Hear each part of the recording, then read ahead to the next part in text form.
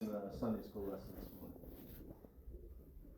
Dear Lord Jesus, we are truly grateful to be in your house again today. As we take up this offering, Lord, we pray we use it in the way that you please with thee. We also ask you, Lord, to enlighten our minds or illuminate as we go through our classes. We ask all of these things in your name, in our Heavenly Father's name. Amen. All right, we're in the third chapter of Ruth.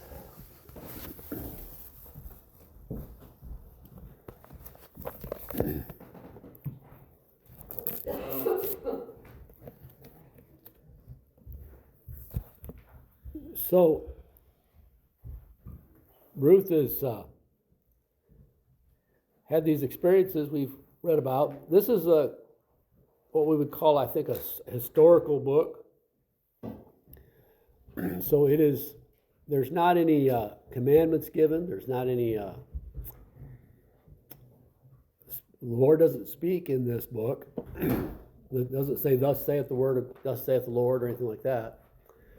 And it's not poetic, like the Psalms or Ecclesiastes. So it's historical. It just gives an account.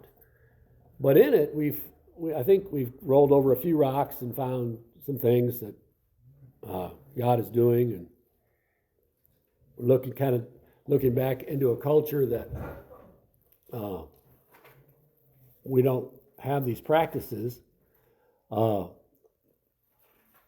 Abraham saw to it that the wife of Isaac was picked out for him. I probably wouldn't have wanted my dad to do that for me. We don't live in that culture. So we're going to see some things in this, if we get to it, that they're different. I don't go for it. Because it's different, though, doesn't make it wrong necessarily. If it's acceptable in that culture, now you say, well, let's call it a gray area. Well, I don't want to call it a gray area. What I want to call it is, it's a cultural difference. And so something that I wouldn't let my daughter do or want my daughter to do, Ruth does. But in that culture, it might have been a little sketchy, I don't know. Whereas in my mind, it would have been real sketchy. So let's look at it. So let's look at the last verse of verse 23. Or I'm sorry, the last verse of chapter 2, verse 23. It says, so speaking of Ruth, so she kept fast by the maidens of Boaz to glean unto the end of barley harvest and of wheat harvest, and dwelt with her mother-in-law. So this is a verse, transitional verse. And what it's meant to do is to say, is to show us the passage of time. The Bible is more than a literature book or a book of literature. It's more than that, but it is a book full of literature. And so, as in any book, if you wanted to say, well, and so there was some time that passed by, you could say it that way, or this is another way of doing it. So it's just telling us that she worked throughout both harvests, and she was living with Naomi the whole time. So I'm not saying it's a vast passage of time. It may be weeks, maybe it's only days, but there's a passage of time. Because when we get to chapter 3, all of a sudden Naomi's going to say, here's my plan. But she didn't do that the next day, is what the Bible's telling us. It's telling us that after some time went by, after the harvests were getting towards the end, and it was getting time to thresh the harvest, to actually remove the chaff and to do all that, that's when this chapter 3 begins. So she says, then Naomi, her mother-in-law, said unto her, my daughter, shall I not seek rest for thee, that it may be well with thee? Now, so we've been over this before. She's not saying, I want you to retire and quit work, so you can rest. It's not that kind of rest. So we go back to chapter 1, and we're going to refer to this again. Naomi's trying to get Ruth and Orpah to go back home. Remember that? So in chapter 1, verse 8, she says, "And Naomi said unto her 2 daughters-in-law, Go, return each to her mother's house. The Lord deal kindly with you, as ye have dealt with the dead and with me. The Lord grant you that ye may find rest, each of you in the house of her husband." So when she says, "I want to give you rest," she's saying, "I want to get you a husband." So, again, this is cultural. I think this we can understand better, even though our culture is so much different. But culturally, for a woman to be alone and unprotected, unprovided for, whereas now we might know ladies who aren't married, we would know it, but we wouldn't, mourn over it. They might in this culture. They might see it as the hand of God being against them or something like that. But remember too, there's no welfare. She can't go get a job at the dollar store as a single woman. She can't do that. There is none of that. So a similar situation in the Old Testament would be for a woman to be childless. They looked at it as, God's just not blessing me. He's against me. I don't see it that way as a Christian, but that was the interpretation of it. So for her to say, I want to get you a husband, she calls it rest. In other words, you can finally relax and say, I've got it made. I've got somebody to bring in the bread and to protect me and to see me through the rest of my life. And so then she says unto her, "Shall I not seek rest for thee, that it may be well with thee?" In other words, there's a couple things here too. She's also implying that Ruth can't do this on her own. Now that may be because she's a Moabitess woman, and she just says nobody would have you just if you tried to act on your own. Another thing would be, if she did act on her own, how would that look? But if Naomi acts for her, she feels it would be more acceptable maybe. Also, she might just say, you don't know how to go about this, but I do. And she does. She understands things. Even though she may have explained all this to Ruth, she knows what to do. She's got that wisdom, and she knows what to do. And so she says, "And now is not Boaz of our kindred?" Now that's been explained. We already know that, but she's just reminding her of that. "With whose maidens thou wast? So you were with his maidens all during the harvest. Behold, he winnoweth barley tonight in the threshing floor." So she says the harvest is over. All the grain's gathered in, but all the men are down there at this threshing floor, and they would winnow this. So they're going to take this and throw this in the air. And as they do this, they'll have a fan. You remember Jesus said, he says his fan is in his hand, and he will truly. Somebody said, well, his fan is to fan the flames. There's no. The fans were to blow the chaff away. Now, I'm not saying they didn't burn the chaff. They did. But it's just a nuisance. But you would throw this grain in the air, and if there was enough breeze, they would carry it away. But you would help it with these fans. And you would blow this, and you would thoroughly purge the floor. You would purge the floor of all chaff. And all that would be left was the grain, right? So this is their way of doing it. So they're going to winnow the barley in the threshing floor. Nice flat place. They'd have to probably pack it down, maybe some clay, and just work that floor till over the seasons it was a nice flat, clean spot. You're going to get dirt in it. It was going to have to be dealt with, sifted and worked with, and cleaned. But once it was pretty hard and flat, it would be a really good place to do this. So then she says to her, "Wash thyself, therefore, and anoint thee, and put thy raiment upon thee, and get thee down to the floor, but make not thyself known unto the man until he shall have done eating and drinking." Now, this is where I would say, no way, Jose. So culturally, I don't even know if culturally it's all that acceptable, except for that in order for this all to work, Naomi's idea is a good one. As a father, I just know I couldn't do that. But so when just taking this piece by piece, when she says wash yourself, this in other words, it's taking a bath. It is, but it's you're getting gussied up, is what she's asking her to do. And when she says anoint thee, they if you read about this, it's not a lot of it in the Bible, but there's some of it where that the anointing of oil is not simply how we would do it, like, we put a little oil.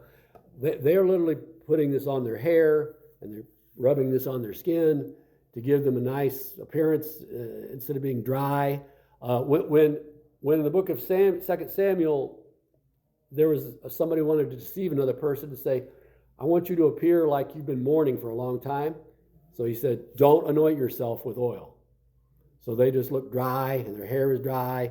So again, culturally, we wouldn't go around oiling ourselves up. But in the 50s and 60s, it wasn't that uncommon to see a man with a lot of oil in his hair. It's just what they did. It'll probably get back that way again someday, and there'll be guys walking around with big pompadour hairdos again. But we don't do that now.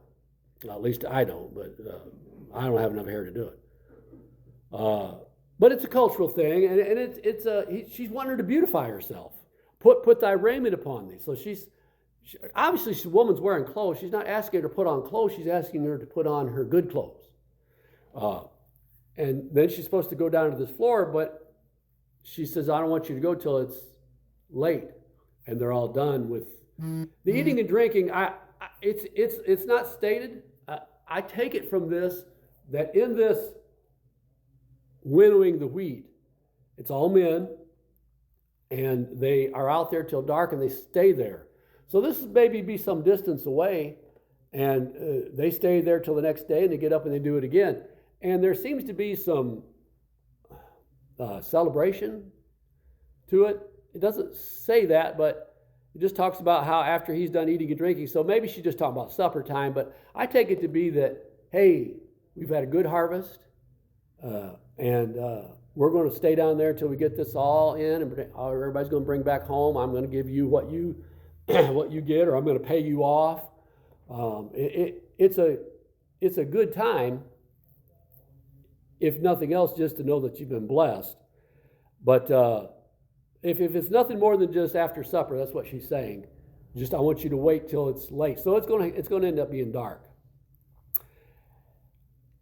Again, verse 4, I just couldn't see my daughter doing this, but and it shall be when he lieth down that thou shalt mark the place where he shall lie. So she's going to have to be there, sort of spying.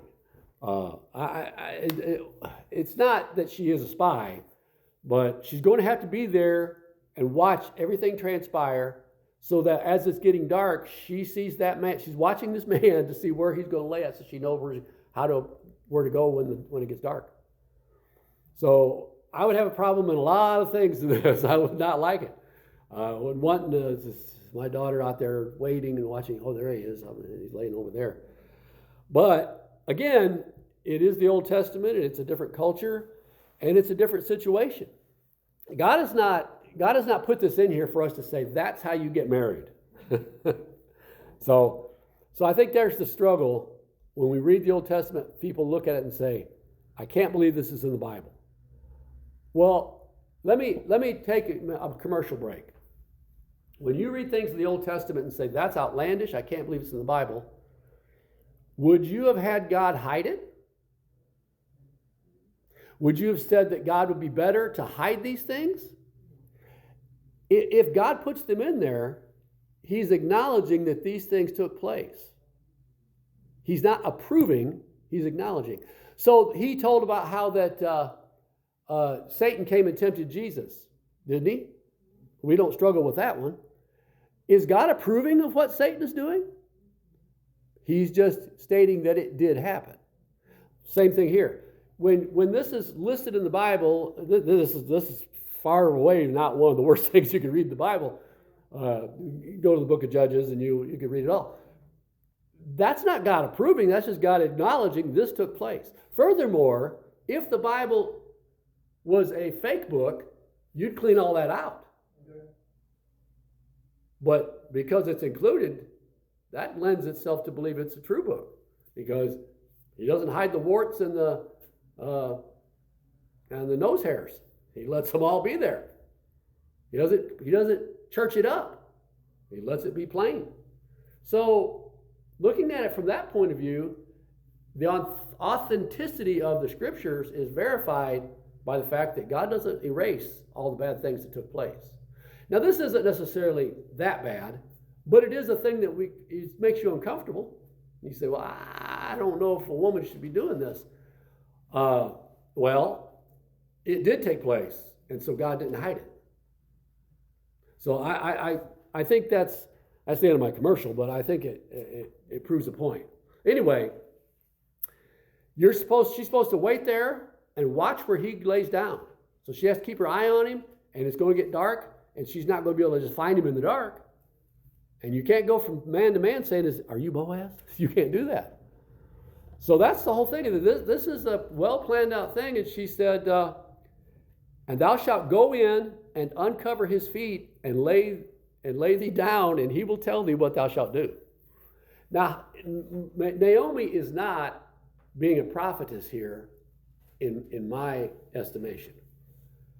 What she's being is someone who knows. She's wise. She's maybe even experienced these things. She's judged Boaz. She's judged Ruth. Judgment is not all negative. Judgment, Jesus said, judge a righteous judgment if you're going to judge. We use the word judge like we shouldn't have any judgment. Well, should you send your daughter out to smoke pot? Don't you have good judgment? Judgment is not bad. So she has judged that that Ruth is this kind of lady, Boaz is this kind of man. And she has judged that this will work. And she thinks, he'll tell you what to do. He'll fill in the blanks. I don't have to tell you what's going to happen, what's going to do. He's going to know what to do. So she is asking her to mark where he lays down, and then when it's good and dark and everybody's asleep, she says, go in and pull the cover off of his feet and lay there. Now, that's why I said, folks, I would tell my daughter, you're not doing that. But it wasn't simply just that. So here's what Naomi knew. If this is a woman's proposal of marriage, she knew that. We're not told that. It doesn't say that at all. But it's apparent. If Boaz were scandalized, he would have reacted scandalized. So where my reaction is, my daughter ain't doing that. Well, in fact, our culture is the man proposes, but that's just a cultural thing. There's nothing in the Bible or anywhere else that says that has to be that way. And I think it's fine. It's a fine practice, but she was proposing to him. Secondly, there was nothing on immoral here.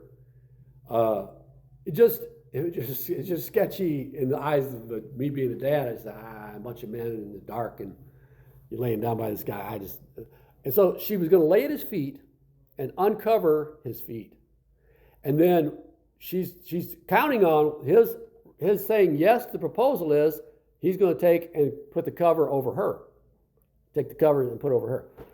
It's kind of like that back in chapter 2. Boaz is talking to Ruth, and he says in verse 12, the Lord recompense thy work, and a full reward be given thee of the Lord God of Israel, under whose wings thou art come to trust. And so she's saying, I'm going to come under your protection as your wife. And if he would throw that cover over her, that's like saying, okay, I agree as far as it goes. We're not married, but I'm agreeing, we're engaged, and I'm agreeing to this. We're betrothed or whatever. And so I'm putting my covering over you. The cover I had on my feet, I'm throwing it over you. It would be that sort of a idea.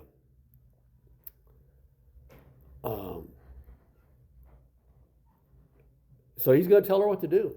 Now, the Bible just says very simply in verse 5, and she said unto her, all that thou sayest to me, I will do. So Ruth, notice that Ruth's not been very wordy in all this. She hasn't had a lot to say. What she does say, the most she says is right there in the first chapter when she says, don't ask me to go from you. And she makes a pretty good speech. And then after that, so it's just yes, no, maybe so. She doesn't have a lot to say. Ruth doesn't need to have a lot to say. She's, again, she shows her who she is by what she does, not by what she says. And we would all be better off to do that. Verse 6, and she went down unto the floor and did according to all that her mother-in-law bade her. And when Boaz had eaten and drunk, and his heart was merry, that's the celebration part of it I see here. In other words, it's been a great time. We've celebrating the harvest. All these guys, you did a great night's work, great day's work. I'm full now. It's time to lay down, and it's just the Lord's blessing us, and everything's good. He's a happy man. He went to lie down at the end of the heap of corn. So this big pile of barley, corns, are all heaped up here. And he thought to himself, that's where I'm going to lay, right there at the end of it. It's all his, and he's going to get the blessings of it and pay off of all of his men and his servants and everything like that and take care of everybody. It's a good time to, if you think about it, all the work that's been done, put into it.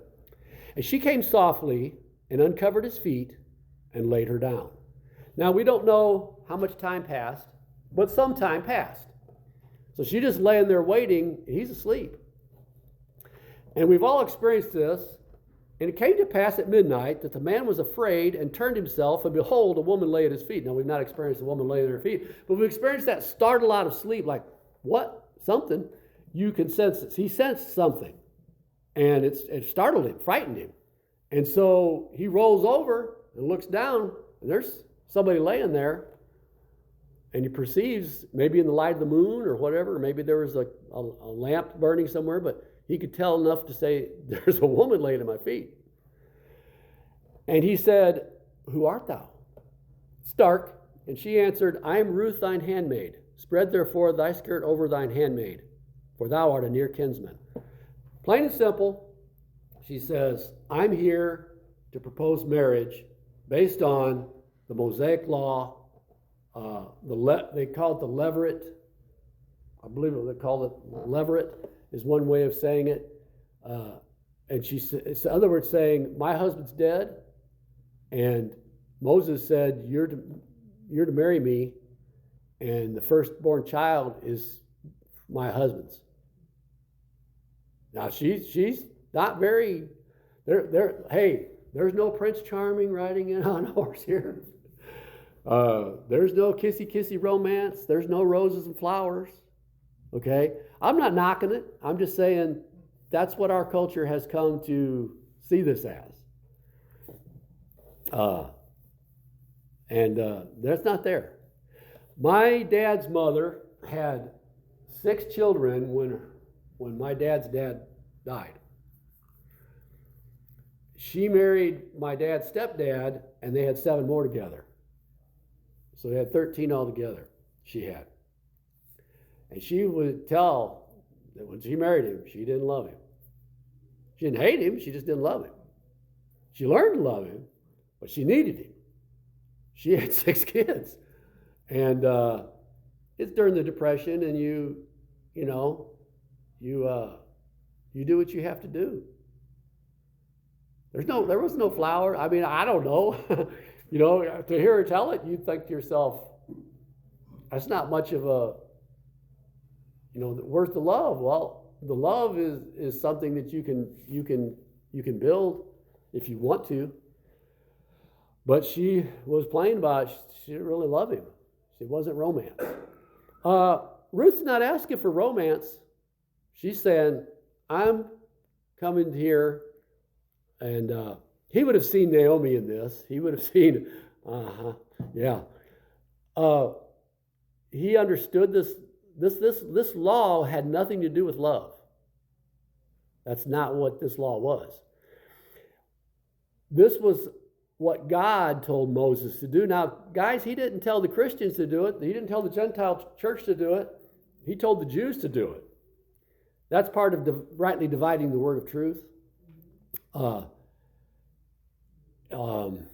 It's like the Sabbath or anything else he told the Jews to do. It's you can try to pick this up if you want to, but you're wasting your time. This is for them. And she was proposing marriage based on it. She wasn't asking for his love. She was asking for him to fulfill it, to obey it. And he's just been startled out of sleep.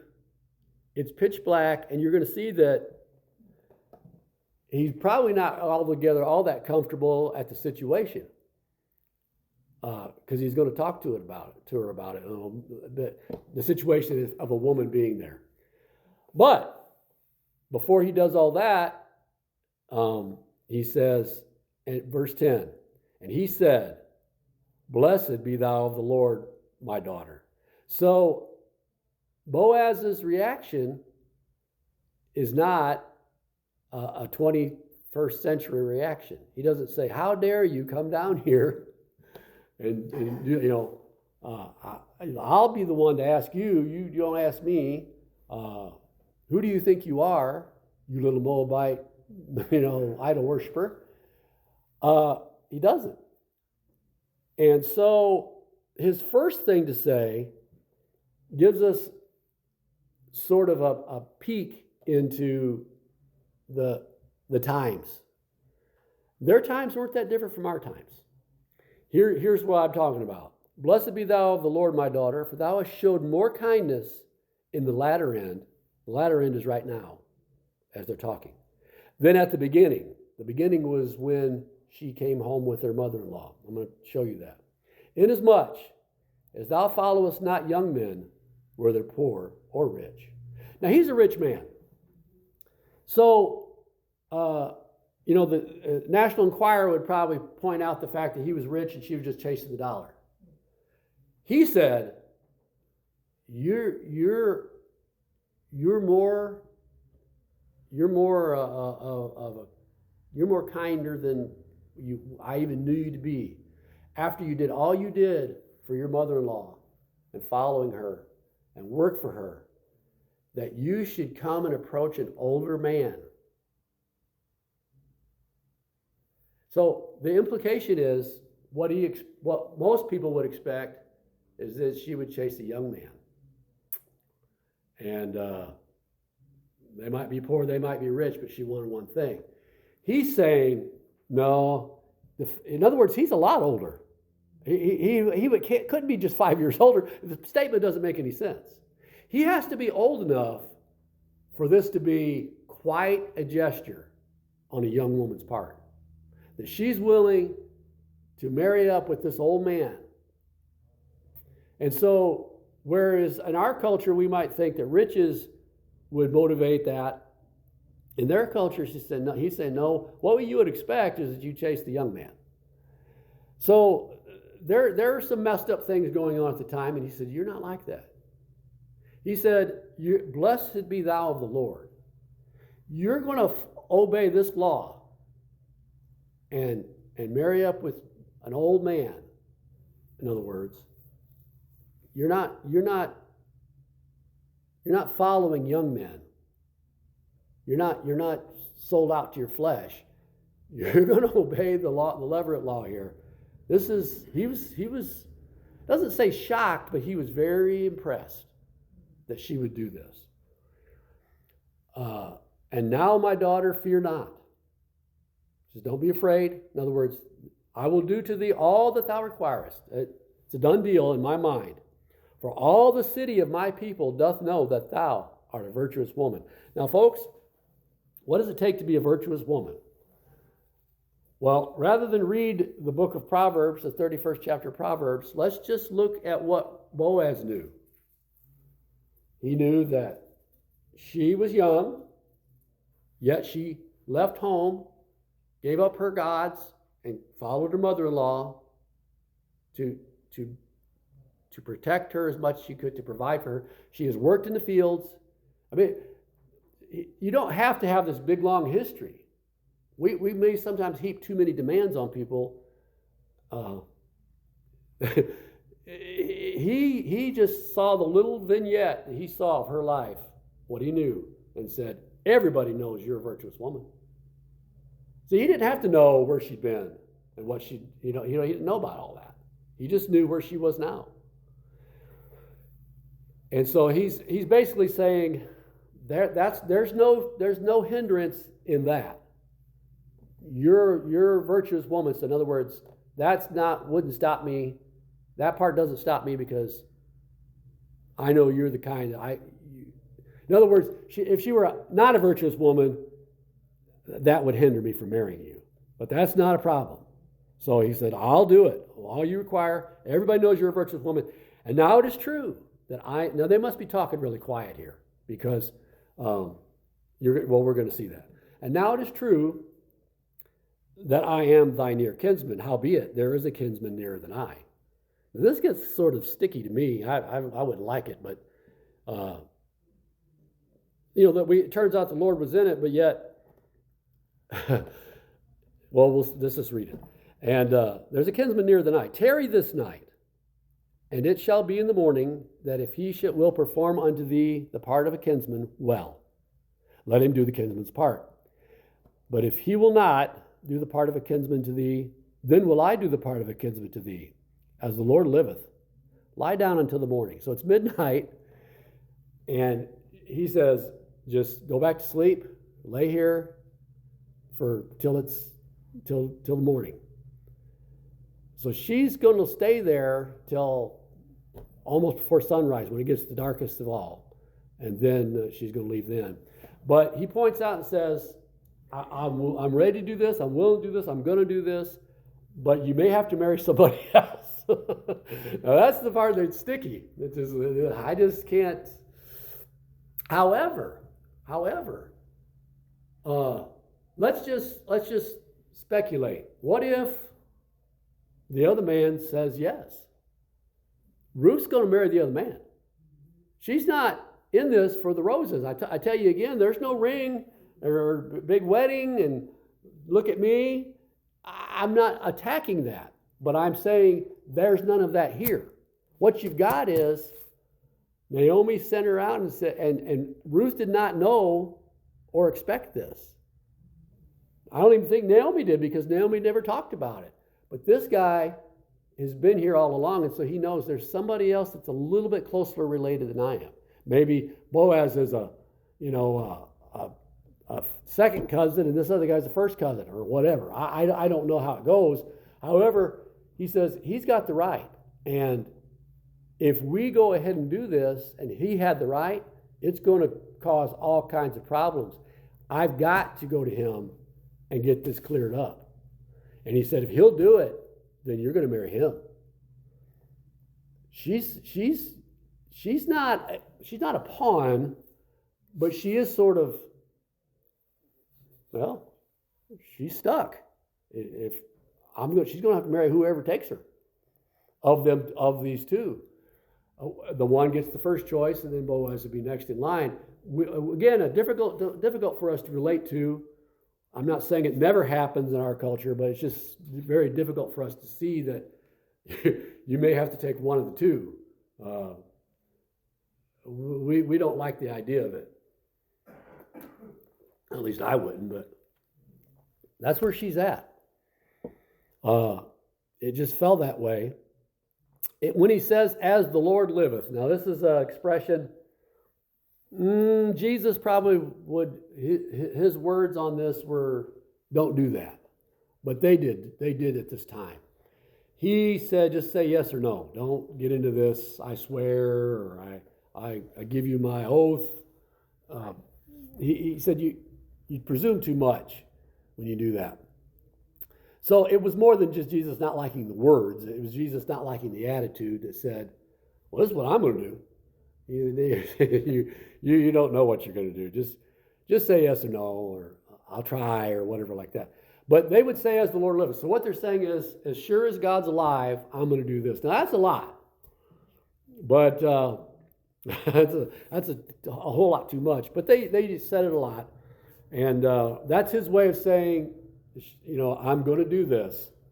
Lie down to the morning. She lay at his feet until the morning. And she rose up before one could know another. So when it came time for her to go, how was the time set? Well, when it got the darkest, right before the dawn, close as late as they could stand it. And he said, let it not be known that a woman came unto the floor. So that's where I said earlier, the situation wasn't exactly ideal. She might have done this in broad daylight. The Bible doesn't say one way or the other, but I'm assuming if she just got down on her knees in front of him, we're used to men getting on their knees to propose. She'd have got down and said, would you throw your garment over me? He could have took his robe and put it over and said, in front of witnesses. So here, she did this at night. That was Naomi's idea to get this done. And why I'm not sure on that. All I know is he didn't think it would be good if everybody knew. So there was that makes me uncomfortable, but it is the Bible. The Bible's the Bible, and so he said, "Well, I don't want anybody to know." It's not the levirate part. It's the part of you coming down here amongst all these men. I don't want nothing said about you. Is really what he's saying. And so before it got light, that's why she was sent away at that time. Verse 15, also he said, bring the veil that thou hast upon thee and hold it. So she took that veil off, and when she held it, he measured 6 measures of barley and laid it on her, and she went into the city. So he gave her this gift to take home. So maybe it kind of even seals the deal. I don't know. When she came to her mother-in-law, she said, who art thou, my daughter? And she told her all that the man had done to her. Now, why did she say that? She didn't know who Ruth was? She'd already forgot her? Somebody said, well, it's because she was dark and she couldn't see her. No, that couldn't be it either, because who else would come into the house? Who else would come there with this? Who art thou, my daughter, is her way of saying, are you engaged? Are you now Ruth, the wife of Boaz? Mary was betrothed to Joseph. She was Mary, the wife of Joseph, and he hadn't laid a hand on her yet. It's a different culture, so keep that in mind. If they're engaged, she's not Ruth anymore, the Moabitess. She's Ruth, the wife of Boaz. We see that we've run out of time here and didn't get quite finished, so we're going to have to stop.